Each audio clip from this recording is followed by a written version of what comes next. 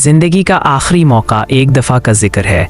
एक सरसब्ज व शादाब वादी में, जहाँ साफ पानी की नदियाँ बहती थीं और खुशबूदार फूलों की महक हवा में घुली रहती थी, वहीं एक छोटे से गांव में एक शख्स रहता था जिसका नाम अहमद था।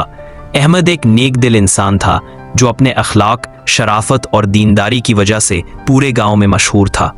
वो हमेशा दूसरों की मदद करने के लिए तैयार रहता था और अल्लाह के अहकामात पर अमल करने में कभी कोताही नहीं करता था।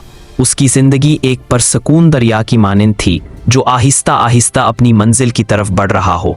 लेकिन वक्त का पहिया तेज़ी से घूमता है और उम्र के साथ साथ अहमद के जिस्म में भी कमज़ोरी आने लगी। उसकी आंखों की बेनाई कमज़ोर पड़ गई, उसके कदम लड़खड़ाने लगे और उसके हाथ कांपने लगे। एक दिन वो सुबह की नमाज के लिए मस्जिद जा रहा था कि अचानक उसे अपने सीने में एक तेज़ दर्द महसूस हुआ। दर्द इतना शदीद था कि वो वहीं ज़मीन पर गिर पड़ा। गांव वाले फौरन उसकी मदद को पहुंचे और उसे घर ले आए। अहमद बिस्तर पर पड़ा था, उसका जिस्म दर्द से निढाल था, लेकिन उसके चेहरे पर इत्मीनान और सुकून था। उसे मालूम था कि उसकी ज़िंदगी का सूरज गुरूब होने वाला है और अब उसके पास बहुत कम वक्त बचा है। उसने अपने घर वालों को अपने पास बुलाया और उन्हें नसीहत की कि वो हमेशा अल्लाह पर भरोसा रखें, नमाज कायम करें और सच्चाई का दामन कभी ना छोड़ें। उसने कहा, बच्चों याद रखो, दुनिया एक फ़ानी मकाम है और यहाँ की ज़िंदगी एक आर्जी क़यामगाह है। असली ज़िंदगी आखिरत की है जहाँ हमें अपने हर अमल का हिसाब देना होगा। मैंने अपनी ज़िंदगी में हमेशा कोशिश की कि अल्लाह और उसके रसूल सल्लल्लाहु अलैहि वसल्लम के बताए हुए रास्ते पर चलूं। मेरी एक आखिरी ख्वाहिश है कि मैं अल्लाह की राह में अपना आखिरी सांस लूं और उसकी रज़ा हासिल करूं।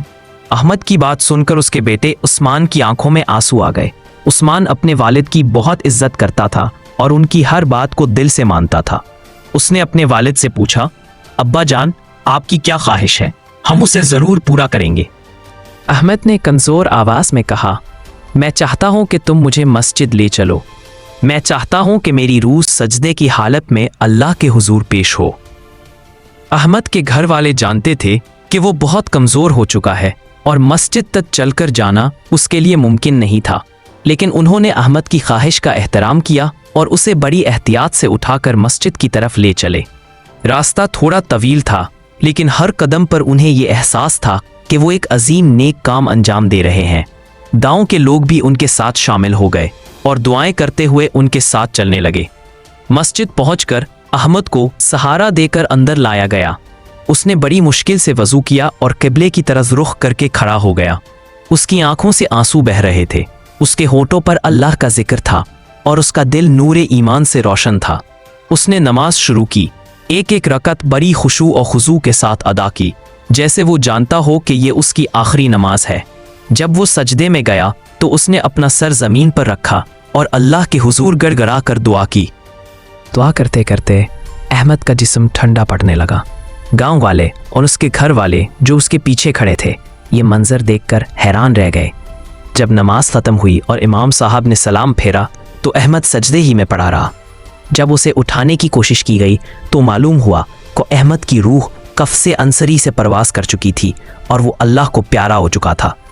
इसके चेहरे पर एक पुरसुकून मुस्कुराहट थी जो इस बात की गवाही दे रही थी कि वो अपने रब से राज़ी था और उसका रब उससे राज़ी था। ये मंजर पूरे गांव के लिए एक सबक बन गया। लोगों ने अहमद की जनाजा को पूरे एहतराम और अकीदत के साथ पढ़ा और उसे उसी मस्जिद के करीब दफन किया जहां उसने अपनी ज़िंदगी का आखिरी सजदा किया था। अहमद की मौत ने लोगों को ये पैगाम दिया कि ज़िंदगी का कोई भरोसा नहीं और हर सांस हमारे लिए अल्लाह की तरफ से एक आखिरी मौका हो सकती है कि हम अपनी इस्लाह कर लें। इस कहानी ने गांव वालों के दिलों में एक नया अज़म पैदा किया कि वो भी अपनी ज़िंदगी को अल्लाह की रज़ा के मुताबिक गुजारेंगे ताकि उन्हें भी अहमद की तरह सुकून और इत्मीनान नसीब हो। अहमद की ज़िंदगी और इसकी मौत दोनों ने लोगों को ये दर्स दिया कि दुनिया की आर्जी लज्जतों में गुम होकर आखिरत को नहीं भूलना चाहिए। ये कहानी आज भी गांव के बुजुर्गों की ज़ुबानों पर है और आने वाली नस्लों को याद दिलाती है कि ज़िंदगी का हर लम्हा एक कीमती मौका है जिसे अल्लाह की याद और इसकी फरमान बरदारी में गुजारना चाहिए।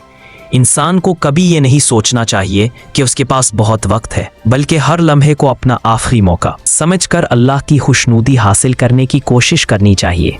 अगर आपको ये कहानी पसंद आई हो तो नीचे कमेंट्स में ज़रूर बताएं और हमारे चैनल को सब्सक्राइब करना ना भूलें। آپ کا ایک لائک اور کمنٹ ہماری حوصلہ افزائی کرتا ہے. شکریہ.